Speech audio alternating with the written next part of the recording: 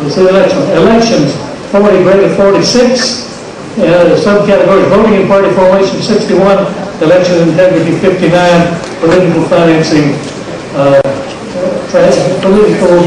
transparency, the contributions made, only 16. Which is, of course, lets you know who is financing the politicians and who is to whom they are committed due to having received enormous amounts of money from them. Government conflicts of interest, safeguards and checks and balances, 53 out of 100. Conflicts of interest, safeguards and checks and balances in the executive branch. Now that probably is the prior government executive branch, not the current government, because these type surveys are always late. 34. Conflicts of interest, safeguards and checks and balances in the legislative branch. They're much better. They have less conflicts of interest. And conflicts of interest, safeguards and checks and balances in the judicial branch, 45%. So,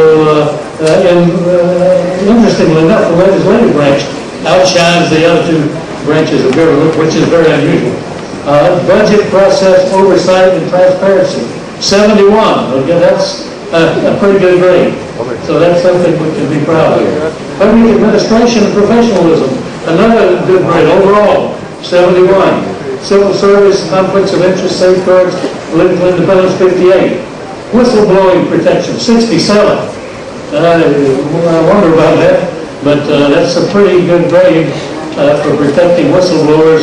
But whistleblowers, no matter how much you protect them, the experience, even in the United States, is they end up suffering more than the people that they blew the whistle about. Government procurement, transparency, fairness, and conflicts of interest, safeguards, 95. That's the first really high grade you've seen. Somebody likes the government procurement system here, whoever did this study.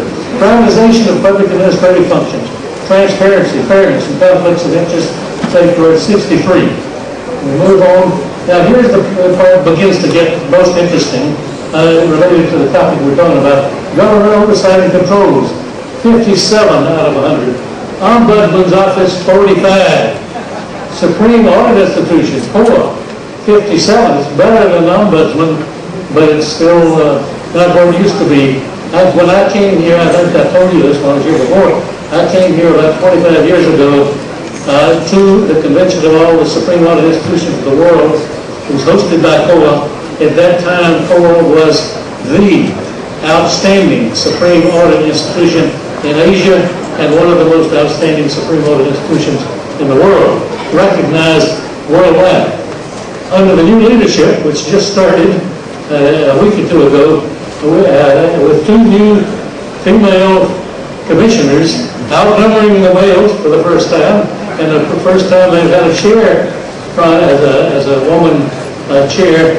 I'm sure that with your help and your inspiration, and hopefully some of you will go to work there, or will regain the position it once held. Taxes, customs, fairness, and capacity, 50 out of 100.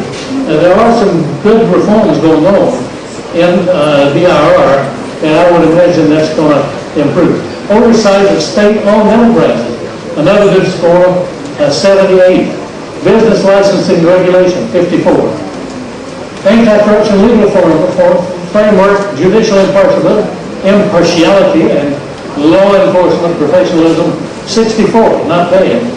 Anti-corruption law, 89. That's where the Philippines shines. Anti-corruption laws are quite strong, and they just disappeared. That's the last slide, I think, and we just went off the screen. Anti-corruption agency or equivalent mechanisms. Now that probably includes, we have to read the report to find out, probably includes the PCGG and maybe Ombudsman too, with 53 very low, judicial independence, fairness, and citizen access to justice, 62, and not evaluating the timeliness of that grade would be a lot lower. Law enforcement, conflicts of interest, safeguards, and professionalism, 52%. That is the result of the 2010 Global Integrity Report. And it is something that every Filipino should want to see improve. That report is published every year, and hopefully next year and in the future years, as you become a part of the public service or the private sector working for good government, those grades will all turn out to be passing grades. Now, I have left you with the code of ethics of King David when I've been here before, which I usually close with, and let me leave you with a different creed, another creed.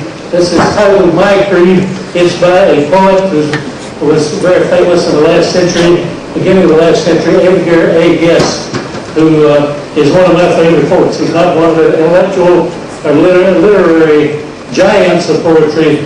He's more of a common man. This is his creed. To live as gently as I can. To be, no matter where, a man. To take what comes of good or ill and cling to faith and honor still. To do my best and let that stand. The record of my brain and hand.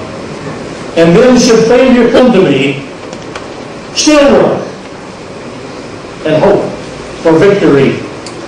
To have no secret place wherein I stoop unseen to shame or sin. To be the same when I'm alone as when my every deed is known. To live undaunted, unafraid of any step that I have made. To be without pretense or sham exactly what men think I am. To leave some simple mark behind. To keep my having lived in mind.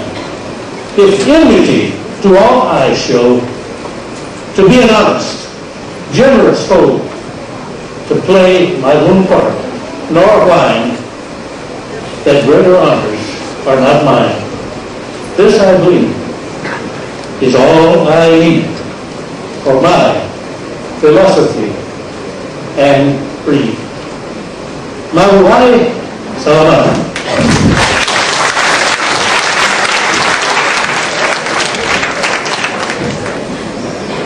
That's a beautiful poem. I hope we can have a copy. We will not.